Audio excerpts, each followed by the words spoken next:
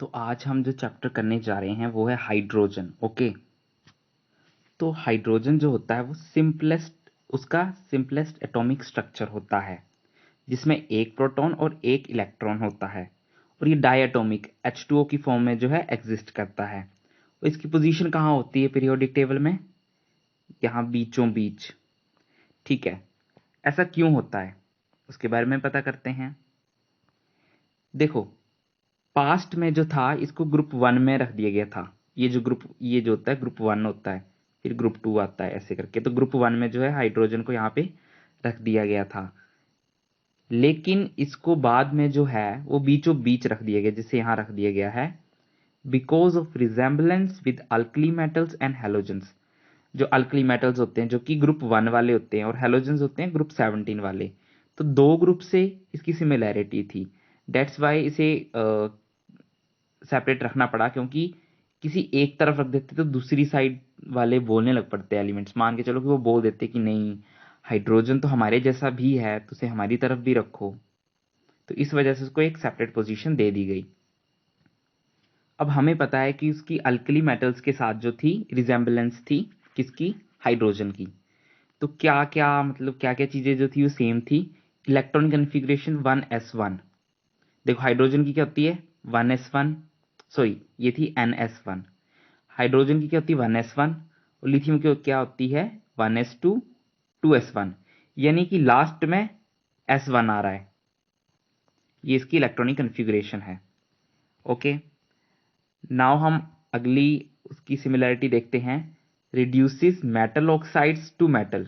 ये देखो metal oxide ले लिया, उसमें H2 डाल दिया, हाइड्रोजन डाल दिया, तो उसने मेटल ऑक्साइड को रिड्यूस करके मेटल बना दिया हाइड्रोजन ने। और अब देखो यहाँ पे मेटल ऑक्साइड है, इसमें Na यानी कि सोडियम जो कि एक अल्कली मेटल है, तो अल्कली मेटल डालने पर भी वो रिड्यूस हो गया। तो मतलब हाइड्रोजन जो है अल्कली मेटल से यहां पर भी रिजेम्बलेंस शो कर रहा है। अब देखो, lose 1 electron to form unipositive ions. Unipositive यानी कि एक पॉजिटिव आयन बनाता है, ठीक है, +1 चार्ज वाला। देखो हाइड्रोजन ने एक इलेक्ट्रॉन लूज किया तो H+ आ गया, और सोडियम जो है एक इलेक्ट्रॉन लूज करता है तो Na पॉजिटिव बन जाता है। तो ये भी यूनिपॉजिटिव, ये भी unipositive. Okay, oxidation state +1 show करता है हाइड्रोजन जब वो किसी हैलोजन के साथ रिएक्ट करता है, और अल्कली मेटल्स भी ऐसा ही करते हैं। हाइड्रोजन ने क्लोरीन के साथ रिएक्ट करके HCl बनाया, H के ऊपर पॉजिटिव चार्ज आ गया, पॉजिटिव ऑक्सीडेशन स्टेट आ गई। सोडियम ने भी क्लोरीन के साथ रिएक्ट करके NaCl बनाया और सोडियम के ऊपर भी प्लस पॉजिटिव चार्ज आ गया, यानी कि ऑक्सीडेशन स्टेट +1 आ गई। तो ये थी अल्कली मेटल्स के साथ हाइड्रोजन की। अल्कली मेटल्स कौन? ग्रुप 1 वाले एलिमेंट्स के साथ हाइड्रोजन की similarity.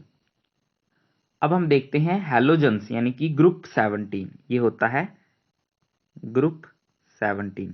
Sorry for bad hand writing and sorry for miss pronunciation यार। अब देखो हैलोजेंस के साथ क्या रिजेम्बलेंस है हाइड्रोजन की? Exist as diatomic.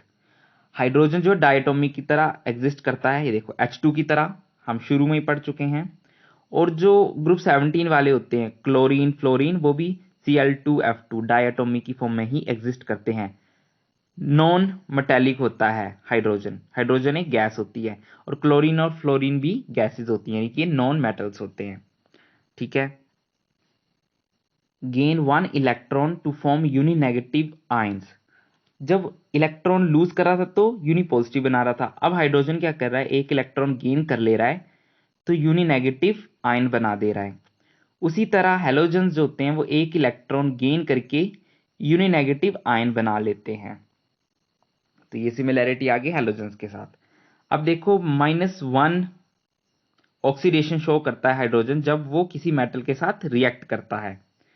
देखो, अब देखो हाइड्रोजन किसी मेटल यानी कि सोडियम मेटल है, सोडियम मेटल के साथ रिएक्ट किया तो क्या बन गया NaH।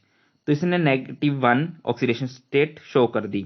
उसी तरह क्लोरीन ने भी सोडियम के साथ रिएक्ट किया और NaCl बनाया, और क्लोरीन के ऊपर भी -1 चार्ज आ गया, तो यानी कि -1 ऑक्सीडेशन स्टेट शो कर दी। तो ये हैलोजेंस के साथ जो है हाइड्रोजन की सिमिलैरिटीज हैं, यानी ये ग्रुप 17 वालों के साथ। तो ग्रुप 1 और ग्रुप 17 वालों के साथ सिमिलैरिटी होने की वजह से ही हाइड्रोजन को जो है वो सेपरेट पोजीशन दी गई पीरियोडिक टेबल में। अब हाइड्रोजन के बारे में कुछ इंपॉर्टेंट बातें हैं, वो जल्दी जल्दी हम कर लेते हैं। ओके, तो loss of 1 electron from hydrogen atom results in nucleus H positive, मतलब रिजल्ट्स इन न्यूक्लियस, सिर्फ न्यूक्लियस ही रह जाता है, क्योंकि एक ही इलेक्ट्रॉन तो हाइड्रोजन के पास होता है, वो भी छोड़ दिए तो क्या बचा, न्यूक्लियस ही बचा। और इसका साइज ये होता है 1.5 इंटू 10⁻³ पिकोमीटर, ये अप्रोक्स साइज है, जो कि वेरी वेरी वेरी स्मॉल होता है। ठीक है, अब H positive does not exist freely, तो H पॉजिटिव आयन जो होता है वो फ्रीली एग्जिस्ट नहीं करता, तो इसलिए वो हमेशा अपने आप को एसोसिएट कर लेता है अदर एटम्स और अदर मॉलिक्यूल्स के साथ। ठीक है, अब हाइड्रोजन की अकरेंस के बारे में बात कर लेते हैं।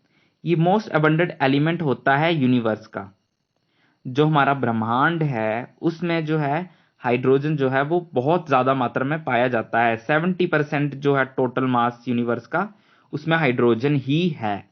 ओके, अब देखो आइसोटॉप्स ऑफ हाइड्रोजन। आइसोटॉप क्या होते हैं, टॉप से याद रखना है कि जो टॉप वाला होता है ना, ये डिफरेंट आ जाता है। जो कि टॉप में क्या होता है, ये देखो एलिमेंट है, एक्स नाम का एलिमेंट है, नीचे जो होता है वो क्या होता है, नंबर ऑफ प्रोटॉन्स, ऊपर जो होता है एटॉमिक मास नंबर। तो एटॉमिक मास नंबर जिनका डिफरेंट होता है उनको हम कहते हैं आइसोटॉप्स। ओके, तो हाइड्रोजन के 3 आइसोटॉप होते हैं, प्रोटियम, ड्यूटेरियम और ट्रीटियम। और ट्रीटियम जो है रेडियो एक्टिव होता है। रेडियो एक्टिव मतलब जो क्रिएट होता है और फिर खत्म हो जाता है, मतलब जिसकी हाफ लाइफ होती है। चलो, we are not going that deep into this radioactive topic. हम यहां पे बात करते हैं कि इनमें जो होता है प्रोटॉन सेम होता है, जो कि एटॉमिक नंबर होता है, और नंबर ऑफ प्रोटॉन्स होते हैं हमेशा सेम होते हैं, जो कि 1 1 है। नंबर ऑफ इलेक्ट्रॉन भी 1 1 है, लेकिन फर्क कहां पड़ता है, नंबर ऑफ न्यूट्रॉन में। प्रोटियम में 0 होते हैं, ड्यूटेरियम में 1 होता है, और ट्रीटियम में 2 न्यूट्रॉन होते हैं। अब देखो आइसोटोप्स हैं तो इनकी केमिकल प्रॉपर्टीज होती हैं ऑलमोस्ट सेम होती हैं, कहीं कहीं पे वेरिएशन आती है, पर ज्यादातर जो होती हैं केमिकल प्रॉपर्टीज इन तीनों आइसोटोप्स की सेम होती है। और फिजिकल प्रॉपर्टीज जो होती हैं डिफरेंट होती हैं, क्योंकि मास डिफरेंस जो है काफी आ जाता है। मास डिफरेंट होने की वजह से फिजिकल प्रॉपर्टीज भी आइसोटोप्स की डिफरेंट आ जाती हैं।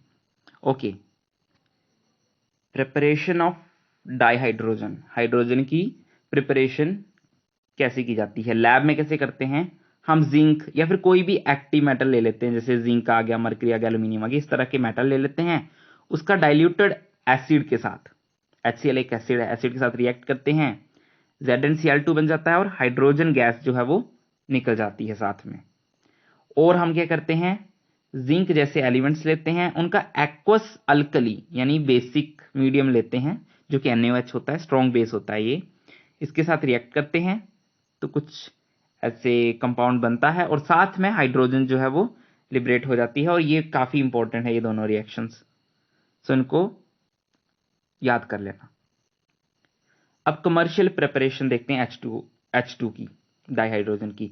अब पानी लिया हमने, उसकी इलेक्ट्रोलिसिस कर दी प्लेटिनम इलेक्ट्रोड की प्रेजेंस में, और एसिड बेस के कुछ ट्रेसेस लिए, तो hydrogen along with the evolution of oxygen gas, तो मतलब H2O की इलेक्ट्रोलिसिस करते हैं प्लेटिनम इलेक्ट्रोड पे एसिड बेस के ट्रेसेस के साथ, तो हाइड्रोजन गैस निकलती है, साथ में ऑक्सीजन भी निकलती है। तो ये हाइड्रोजन का कमर्शियल प्रिपरेशन है। ओके, और एक और है electrolysis of aqueous barium hydroxide. ठीक है, हमने एक्वस बेरियम हाइड्रोक्साइड की इलेक्ट्रोलिसिस करके भी हम जो है वो हाइड्रोजन को प्रिपेयर कर सकते हैं। इसमें क्या होता है कि H पॉजिटिव जो होता है वो 2 इलेक्ट्रॉन गेन करके H2 आयन बना लेता, H2 मॉलिक्यूल बना लेता है कैथोड पे। तो कैथोड पे हाइड्रोजन गैस मिलती है हमें, जो कि very very very much pure होती है, 99.95% प्योर हाइड्रोजन गैस जो है हमें एक्वस बेरियम हाइड्रोक्साइड की इलेक्ट्रोलिसिस से मिलती है। Electrolysis of brine solution. Brine क्या होता है, एक्वस NaCl। सोडियम क्लोराइड का एक्व सोल्यूशन को ही हम ब्राइन बोल देते हैं। तो ब्राइन सोल्यूशन लेना है, उसकी हम इलेक्ट्रोलिसिस करेंगे। तो इलेक्ट्रोलिसिस में कैथोड एनोड होते हैं, तो कैथोड पे क्या होता है, हाइड्रोजन गैस निकलती है, ठीक है, और प्लेटिनम इलेक्ट्रोड लेना है। तो इलेक्ट्रोलिसिस ऑफ ब्राइन सॉल्यूशन से भी हमें हाइड्रोजन गैस मिलती है। नेक्स्ट है action of steam on coke. Coke आ गया C, carbon, carbon and coke, okay. तो कोक आ गया। अब स्टीम क्या होता है, वाटर का केमिकल फॉर्मूला क्या होता है, the chemical formula of water is H2O। और स्टीम क्या होता है, पानी होता है, it's a different form. Steam जो होता है गैसियस फॉर्म होती है वाटर की, तो केमिकल फॉर्मूला सेम आता है। तो कोक का स्टीम के साथ रिएक्ट करेंगे तो CO+H2 आ जाता है, CO+H2, जिसको हम सिन गैस और सिंथेसिस गैस भी बोल देते हैं। अब देखो, जब सी और H2 गैस जो निकल रहे हैं, अगर उनकी रेशो 1:1 है तो उसको वाटर गैस बोलेंगे। और कुछ XY रेशो है, यानी कि 2:3 आ गया, कुछ इस तरह से रेशो आ गई, तो उसे सिन गैस बोल देंगे। और उन्हें वाटर गैस और सिन गैस क्यों बोलते हैं, ये रीजन तो मैंने बता दिया, और इसके और भी रीजन है, वो एनसीईआरटी में आप रीड कर लेना, बट जो इंपॉर्टेंट था वो मैंने अभी बताया आपको। अब इसी बीच से वाटर गैस शिफ्ट रिएक्शन आ जाता है। वाटर गैस क्या होती है, Cu और Cu नहीं, सॉरी, CO, कार्बन मोनोऑक्साइड और H2, जब 1:1 रेशो में होते हैं तब। तो वहां से हमने कार्बन मोनोऑक्साइड गैस को लेना है, उसको फिर से स्टीम के साथ रिएक्ट करना है 673 केल्विन पे किसी कैटलिस्ट की प्रेजेंस में, तो हमें कार्बन डाइऑक्साइड और हाइड्रोजन मिल जाते हैं। तो ये थी वाटर गैस, ये थी वाटर गैस, और इस वाटर गैस को ही हमने शिफ्ट किया है, तो इसलिए वाटर गैस शिफ्ट रिएक्शन बोल देते हैं। अब पहले हमें कार्बन मोनोऑक्साइड मिल रहा था, अब हमें कार्बन डाइऑक्साइड मिल रहा है। अब क्या है, carbon dioxide is removed by scrubbing with sodium arsenide solution. अब कार्बन डाइऑक्साइड डाइऑक्साइड को अगर हमें रिमूव करना है तो हम क्या करेंगे, सोडियम आर्सेनाइड सॉल्यूशन से उसकी स्क्रबिंग करेंगे, उसको घिसेंगे, तो कार्बन डाइऑक्साइड जो है हमें अलग से मिल जाएगी। अब है फिजिकल प्रॉपर्टीज ऑफ डाइहाइड्रोजन। क्या होता है, कलरलेस, कोई रंग नहीं होता, इनफ्लेमेबल गैस, मतलब हाइड्रोजन गैस जब जलती है तो कोई फ्लेम नहीं निकलती है। टेस्टलेस, इसका कोई टेस्ट नहीं होता है। कंबस्टिबल, जलने वाली है, हाँ तभी तो फ्लेम बन रही है। ऑर्डरलेस, मतलब इसकी कोई गंध नहीं होती, ना बुरी, ना सुगंध, ना दुर्गंध, ठीक है। रूम टेम्परेचर पे अनरिएक्टिव होता है क्योंकि इसकी हाई बॉन्ड एनर्जी होती है। हाइड्रोजन हाइड्रोजन इतना छोटा साइज होता है, देखो ये बॉन्ड लेंथ इतनी है और ये इतनी है, ठीक है। अब माचिस की तीली से भी छोटी कोई लकड़ी है, उसको तोड़ना मुश्किल होगा कि एक लंबी डंडी को तोड़ना, लकड़ी को तोड़ना आसान होगा, लंबी वाली को ना। तो इसलिए ये याद रखना कि छोटी है, तो इसलिए इन छोटी को तोड़ना मुश्किल हो जाता है, छोटा साइज होने की वजह से इसको तोड़ना मुश्किल हो जाता है, तो इसलिए हाई बॉन्ड एनर्जी हो जाती है। और lighter than air, hydrogen gas जो होती है लाइटर देन एयर होती है, हवा से हल्की होती है, और इनसॉल्युबल इन वाटर, और पानी में घुलती नहीं है। तो पानी के अंदर अगर हाइड्रोजन को हम किसी तरह भेजते हैं तो बबल्स बन के जो है वो बाहर निकलती है हाइड्रोजन गैस पानी से। और फिर जब वो पानी से बाहर निकल के आती है गैस, तो वो हवा में भी ऊपर की तरफ को जाने लगती है, क्योंकि ये हवा से भी हल्की होती है। और वाटर से इसलिए निकल के आती है क्योंकि ये वाटर में सोल्यूबल नहीं होती है, इसलिए वो वहां पे बबल बनाती है। अब ये चीज पढ़ लेना, ये इतनी ज्यादा इंपॉर्टेंट नहीं है, बट हाँ रीड कर लेना। अब हम बात करते हैं केमिकल प्रॉपर्टीज ऑफ डाइहाइड्रोजन, ठीक है। तो सबसे पहले मैं ये बोलना चाहूंगा कि डॉन क्लासेस को जो है जल्दी से सब्सक्राइब कर लेना, ओके। क्योंकि मेरे चैनल पे डॉन क्लासेस पर आपको जो है इनऑर्गेनिक केमिस्ट्री के क्विक रिवीजन सीरीज मिल जाएगी। सिर्फ 10 वीडियोस के अंदर ही मैं पूरी इनऑर्गेनिक करवाने जा रहा हूँ, 11th और 12th की मिलाकर। So it would be very helpful to you guys. और अगर तुम लोग मेरे चैनल को सब्सक्राइब करते हो तो हाँ, सब्सक्राइब भी और शेयर भी करोगे तो वो मेरे लिए भी हेल्पफुल होगा, ओके। तो डॉन क्लासेस को ना ये डॉन नहीं है, डॉन वाला डॉन नहीं है, और ना ही तो DOWN नीचे वाला डाउन है, ठीक है। तो ये दोनों ही नहीं है, ये है DAWN down. Okay, down classes को सब्सक्राइब करना है और शेयर भी करना है अपने फ्रेंड्स के साथ। और मतलब शिक्षा बांटने पर ही बढ़ती है। तुम अकेले अकेले अगर अच्छा कंटेंट देख रहे हो तो इसका मतलब ये नहीं है कि तुम अकेले ही देखोगे, उसे शेयर भी करना चाहिए। Okay, now come to the point. नहीं, पॉइंट की बात कर रहा था मैं अभी भी, लेकिन चलो अब हम टॉपिक की तरफ चलते हैं कि केमिकल प्रॉपर्टीज ऑफ डाईहाइड्रोजन। अब डाईहाइड्रोजन की केमिकल प्रॉपर्टीज के बारे में बात करते हैं, ठीक है। H bond enthalpy, H2 molecule है, उसमें 2 हाइड्रोजन एटम होते हैं, उनके बीच की जो बॉन्ड की इंथैल्पी होती है वो बहुत हाई होती है, जैसे मैंने पहले ही बता दिया। वो तरीका याद करना है, क्योंकि स्मॉल साइज होता है तो स्मॉल साइज वाली तिल्ली को तोड़ना मुश्किल है एज कंपेयर टू बड़ी लंबी लकड़ी को। मोटी मोटी नहीं होनी चाहिए, मतलब मोटाई में तो वो बराबर होनी चाहिए। चलो ठीक है। सो atomic hydrogen is produced at high temperature in an electric arc और under UV radiation। तो उन्हें तोड़ना मुश्किल है, इसलिए हाई टेम्परेचर लेते हैं इलेक्ट्रिक आर्क में या फिर यूवी रेडिएशन की प्रेजेंस में, तभी वो एटॉमिक हाइड्रोजन को हम प्रोड्यूस कर सकते हैं। रिएक्शन विद हेलोजन, हेलोजन के साथ हाइड्रोजन का रिएक्शन। अब देखो, हेलोजन के साथ हाइड्रोजन को रिएक्ट किया, और ये भी याद रखना कि सनलाइट की प्रेजेंस में करना है, तो हमें हेलोजन हलाइड बन जाता है। Halogen halide, hydrogen halide, sorry, hydrogen halide बन जाता है, ठीक है। अब ऑक्सीजन के साथ रिएक्ट किया जाए हाइड्रोजन का, किसी कैटलिस्ट को लेना है, लेकिन हमने कैटलिस्ट की प्रेजेंस में, ये याद रखना, तो वाटर निकलता है along with the evolution of heat, और हीट भी निकलती है। अब हम पहले ही कर चुके हैं, कोई मेटल ऑक्साइड लिया, उसके साथ हाइड्रोजन को रिएक्ट किया, तो मेटल ऑक्साइड को रिड्यूस करके मेटल में कन्वर्ट कर देता है, और साथ में जो है वो पानी निकलता है, ठीक है। अब एक ये बहुत इंपॉर्टेंट है, Haber process for the preparation of ammonia. ये जो चीज है वो अमोनिया है, अमोनिया बनाने के लिए हैबर प्रोसेस जो है वो काफी इंपॉर्टेंट है। और इसमें होता क्या है, हम हाइड्रोजन को नाइट्रोजन के साथ रिएक्ट करते हैं, लेकिन आयरन कैटलिस्ट की प्रेजेंस में 623 केल्विन टेम्परेचर लेते हैं, और एटमॉस्फेरिक नहीं, और प्रेशर कितना होना चाहिए, 200 200 ATM, यानी कि 200 एटमॉस्फेरिक प्रेशर। और तब जब, और ऐसा करने पर हमें जो मिलती है वो अमोनिया गैस मिल जाती है। अब अनसैचुरेटेड हाइड्रोकार्बन लेने हैं। अनसैचुरेटेड हाइड्रोकार्बन क्या होते हैं, जो डबल बॉन्ड वाले कार्बन होते हैं या फिर ट्रिपल बॉन्ड वाले होते हैं, उनको अनसैचुरेटेड हाइड्रोकार्बन बोलते हैं।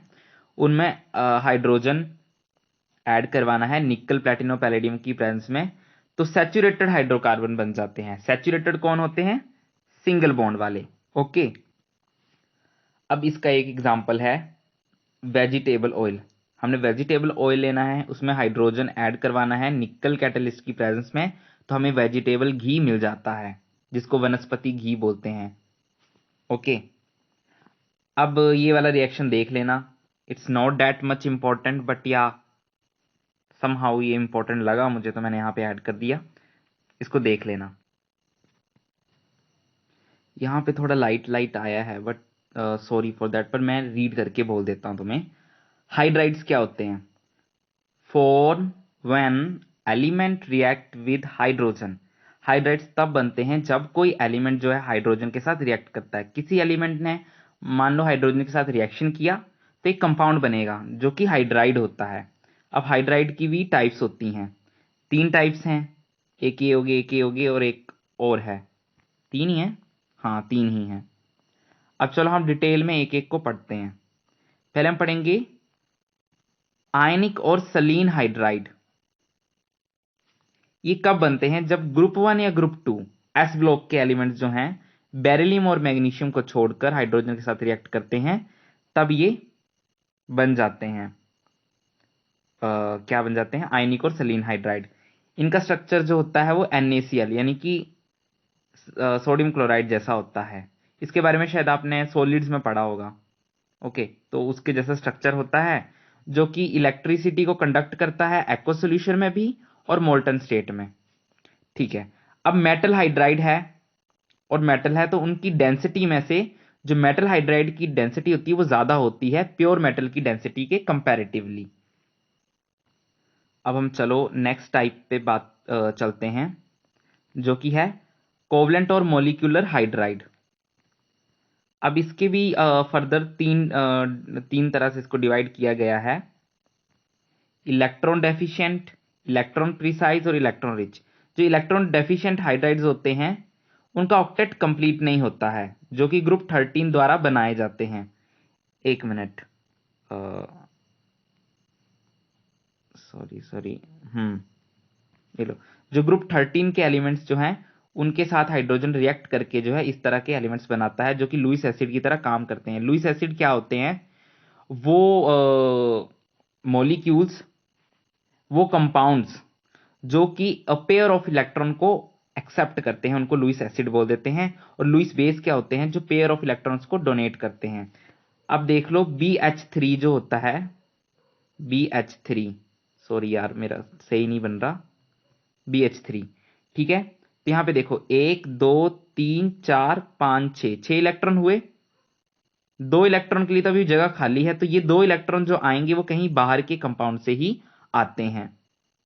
ओके, एक मिनट, क्लियर, हाँ। तो बाहर के कंपाउंड से ही वो इलेक्ट्रॉन्स को लेता है, तो इसलिए उसे लुईस एसिड बोल देते हैं। अब आती है बारी इलेक्ट्रॉन प्रिसाइज की। इलेक्ट्रॉन प्रिसाइज क्या होते हैं? जिनका ऑक्टेट कंप्लीट होता है, मतलब 8 इलेक्ट्रॉन्स फिल होते हैं सेंट्रल एटम के पास और बाकी के एटम्स के पास भी, और formed by group 14 elements. Group 14 जो आ गया वो नाइट्रोजन फैमिली वाले आ गए।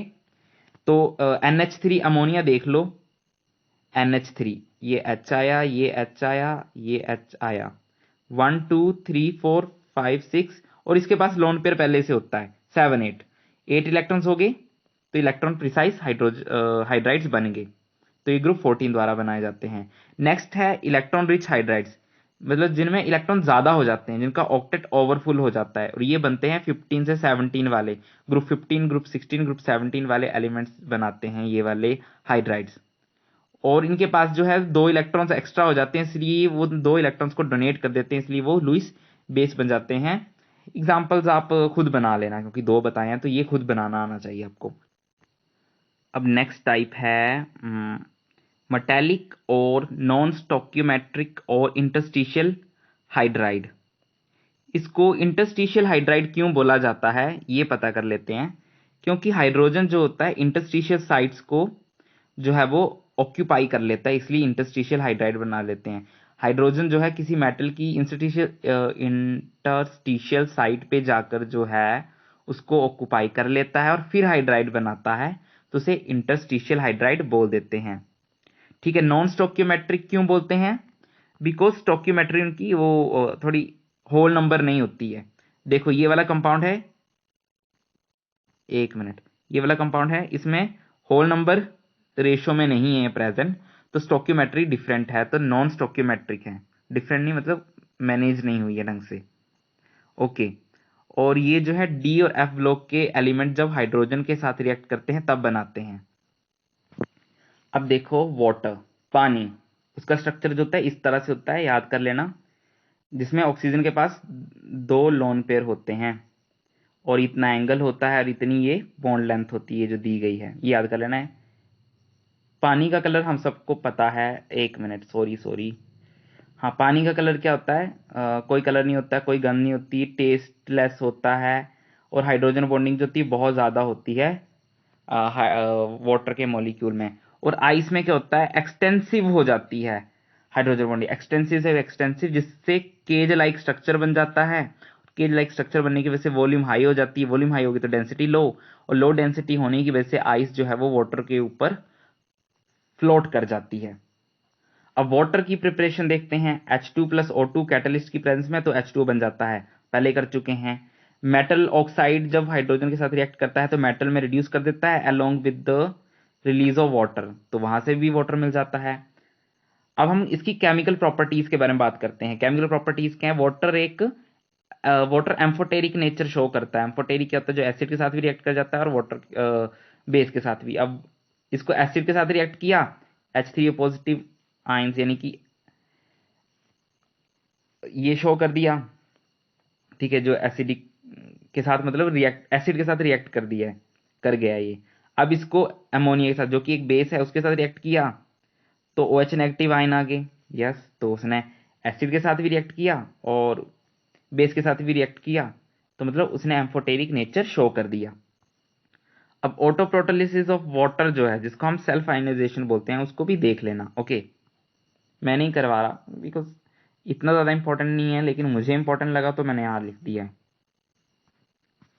हाइड्रेट्स कंपाउंड्स होते हैं वाटर के साथ, कैसे मतलब वाटर किस तरह के कंपाउंड्स बनाते हैं उनको हाइड्रेट्स बोल देते हैं, जिसमें वाटर मॉलिक्यूल्स का एडिशन होता है किसी न किसी तरह से। अब इसकी 3 टाइप्स हैं, कोऑर्डिनेट, इंटरस्टिशियल और एच बॉन्डेड वाटर मॉलिक्यूल्स की। अब कोऑर्डिनेट में क्या होता है, कोऑर्डिनेशन होकर बना होता है। ये जो होता है ना कोऑर्डिनेशन कंपाउंड में, तुम पढ़ोगे ऐसे कंपाउंड्स, तो उसमें यहाँ पे जो थे कोऑर्डिनेट बॉन्डिंग होती है। तो कोऑर्डिनेट बॉन्डिंग के साथ जब वाटर मॉलिक्यूल्स ऐड हो रहे हैं तो वो कोऑर्डिनेट वाटर मॉलिक्यूल्स बन रहे हैं। अब इंटरस्टिशियल क्या है, जब पे इंटरस्टिशियल साइट्स को वो ऑक्यूपाई कर रहे हैं। और एच बॉन्डेड क्या है, जब हाइड्रोजन बॉन्डिंग के साथ जुड़ रही है। यहाँ देखो, यहाँ पे हाइड्रोजन बॉन्डिंग हो रही है,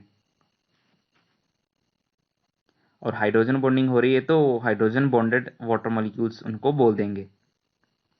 अब अब टाइप्स ऑफ वाटर करेंगे हम। टाइप्स ऑफ वाटर नहीं कि पानी के प्रकार। एक हार्ड वाटर होता है और एक सॉफ्ट वाटर होता है।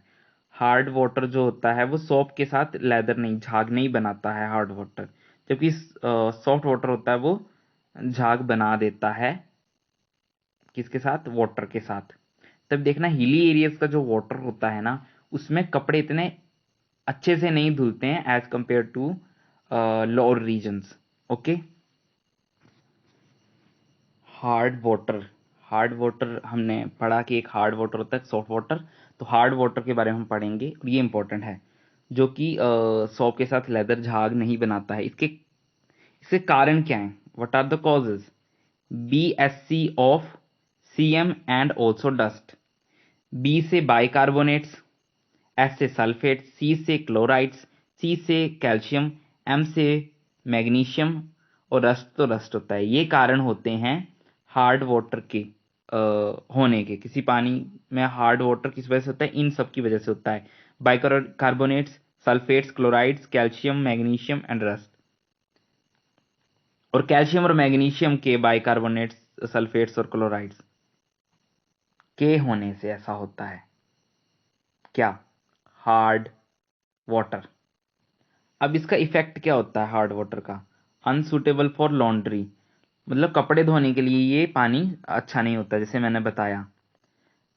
अब देखो क्या होता है कि ये है साबुन का स्ट्रक्चर, और पानी के अंदर कैल्शियम के आयंस हैं, सल्फेट्स होते हैं, कार्बोनेट्स होते हैं, कोई भी हो सकता है, बाइकार्बोनेट्स वगैरह जो भी हैं, ये क्लोराइड्स वगैरह, वो है कैल्शियम के आयंस हैं या मैग्नीशियम के आयंस हैं। और ये है सोप, और ये है डस्ट। ठीक है, सोप जो है वो इसके साथ जो है वो एक प्रेसिपिटेट बना लेता है रादर देन उस डस्ट को रिमूव करने के लिए, तो इसलिए लॉन्ड्री के लिए फिट नहीं बैठता है। और हार्मफुल फॉर बॉयलर्स, जो बॉयलर्स होते हैं जिनमें बॉयल किया जाता है वगैरह वगैरह, वहां पर जो है ये हार्मफुल हो जाता है, उनमें जाकर जो है प्रेसिपिटेट बना लेता है। ये देखो HCO3 नेगेटिव का प्रेसिपिटेट बना लिया, तो ये मेटल को जो है मेटल में ही चिपकने लग जाएगा, जो बॉयलर का जो सरफेस है, तो वो बॉयलर जो है खराब हो जाते हैं। अब हार्ड वाटर की भी जो है, सॉरी सॉरी, हार्ड वाटर की भी जो है वो टाइप्स हैं। कितनी टाइप्स हैं, 2। अब वो कौन कौन सी हैं, सॉरी सॉरी, वो कौन कौन सी टाइप्स हैं, टेम्पररी हार्डनेस और परमानेंट हार्डनेस। अब देखो टेम्पररी हार्डनेस किसकी वजह से होती है, वो होती है बाइकार्बोनेट्स, कैल्शियम और मैग्नीशियम के। कैल्शियम बाइकार्बोनेट और मैग्नीशियम बाइकार्बोनेट की वजह की प्रेजेंस हो पानी में, तो उस वजह से हार्डनेस आती है। और कौन सी वाली, टेम्परेरी हार्डनेस। और परमानेंट जो आती है वो सल्फेट्स की वजह से आती है। ये आगे सल्फेट्स, सल्फेट्स की वजह से, मैंने यहाँ पे लिखना भूल गया हूँ, एंड क्लोराइड्स भी, क्लोराइड्स की वजह से भी। तो calcium chloride, magnesium chloride, calcium sulphate, magnesium sulphate, इनकी प्रेजेंस हो तो परमानेंट हार्डनेस आ जाती है। अब रिमूविंग मेथड्स, और इस हार्डनेस को रिमूव करना होगा ताकि हम कपड़े कुपड़े धो सकें। कई जगहों पे तो हार्ड वाटर होता है, उसको रिमूव करने के क्या तरीके हैं। देखो, टेम्परेरी हार्डनेस को कैसे रिमूव किया जाता है, परमानेंट को कैसे। टेम्परेरी की बात करते हैं, बॉइलिंग और हीटिंग करके। जैसे बॉयल किया बाइकार्बोनेट्स को, तो जैसे मैग्नीशियम के किया तो MgOH2 का प्रेसिपिटेट बन जाता है और कार्बन डाइऑक्साइड निकल जाती है। और इस केस में जो CaCO3 का प्रेसिपिटेट बन जाता है और पानी निकलता है और CO2 निकलता है। तो इस वजह से वो टेम्परेरी हार्डनेस जो है रिमूव हो जाती है। अब क्लार्क्स मेथड है। क्लार्क्स मेथड में क्या होता है, कैल्शियम हाइड्रोक्साइड डाल देते हैं, तो CaCO3 का ये बन गया प्रेसिपिटेट और पानी आ गया। वहीं मैग्नीशियम बाइकार्बोनेट के साथ CaOH2 डाल देते हैं तो CaCO3 का प्रेसिपिटेट, MgH2 का प्रेसिपिटेट और H2 आ जाता है। तो वहां से भी जो है टेम्परेरी हार्डनेस को रिमूव किया जा सकता है। परमानेंट हार्डनेस को ये याद रखना कि बॉइलिंग करके जो टेम्परेरी हार्डनेस, नहीं सॉरी, टेम्परेरी हार्डनेस को तो हम बॉयल करके रिमूव कर सकते, लेकिन परमानेंट को नहीं कर सकते। हम इसके कई तरीके हैं। वॉशिंग सोडा ऐड कर दो, परमानेंट हार्डनेस है वाटर में तो। सिंथेटिक रेसिन मेथड होता है, एनसीईआरटी में पढ़ लेना, उसके तरीके से। काल्गन मेथड होता है, उसके तरीके से भी। आयन एक्सचेंज होता है, उसके तरीके से भी। आयन एक्सचेंज को मैंने थोड़ा यहाँ पे लिख दिया है, इसे आप एनसीईआरटी में देख लेना। पर यहाँ हाँ, रिएक्शन रिएक्शन याद कर लेना, रिएक्शन थोड़ा सा इंपॉर्टेंट है। ओके। हैवी वाटर, भारी पानी D2O। क्यों? हाइड्रोजन के कितने आइसोटॉप्स होते हैं? प्रोटियम, ड्यूटेरियम और ट्रीटियम। जो ड्यूटेरियम से बनता है पानी, D2O। हाइड्रोजन से बनता है H2O, तो ड्यूटेरियम से बनेगा D2O। तो D2O को ही हैवी वाटर बोल देते हैं। एग्जॉस्टिक इलेक्ट्रोलिसिस से बनाया जा सकता है। और सम फर्टिलाइजर इंडस्ट्रीज में जो है एज अ बाई प्रोडक्ट भी हैवी वाटर निकलता है। इसके यूजेस क्या होते हैं? मॉडरेटर की तरह यूज किया जाता है न्यूक्लियर रिएक्टर्स में, जहां पर हमें फास्ट मूविंग न्यूट्रॉन्स की स्पीड को स्लो डाउन करना होता है, ताकि हम न्यूक्लियर फ्यूजन की जो स्पीड है, न्यूक्लियर फ्यूजन जो है उसको कंट्रोल कर सकें। और ड्यूटेरियम से ही बना है ये, तो ड्यूटेरियम कंपाउंड्स की प्रिपरेशन में भी ये स्टार्टिंग मटेरियल की तरह यूज किया जा सकता है। अब है हाइड्रोजन पेरोक्साइड। हाइड्रोजन पेरोक्साइड जो है सिरपी लिक्विड होता है, जो कि कलरलेस होता है, लेकिन थिक लेयर्स पे ये ब्लूइश टिंज दे देता है, थोड़ा थोड़ा हल्का हल्का नीलापन आ जाता है। अब प्रेपरेशन क्या है? ये रहा एक रिएक्शन जिसकी प्रिपरेशन है, लेकिन हम आपको शॉर्ट वाला बताएंगे।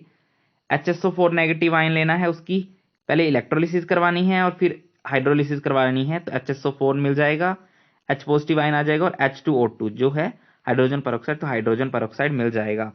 अब ये वाला फॉर्मूला याद कर रखना, कुछ न्यूमेरिकल्स में यूज होता है। अब हम स्ट्रक्चर की बात कर लेते हैं, तो इसका ओपन बुक की तरह एक स्ट्रक्चर होता है। गैस फेस में इसका स्ट्रक्चर ऐसा होता है और सॉलिड फेस में इसका स्ट्रक्चर ऐसा होता है बुक की तरह। और यहां पर जो होता है, जो यहां पे जो एंगल बन रहे हैं, इसको डायहेड्रल एंगल बोल लेते हैं। तो गैस फेज और सॉलिड फेस में जो है डायहेड्रल एंगल्स का ही फर्क होता है। तो स्ट्रक्चर्स आर इंपॉर्टेंट, तो उनको कर लेना याद।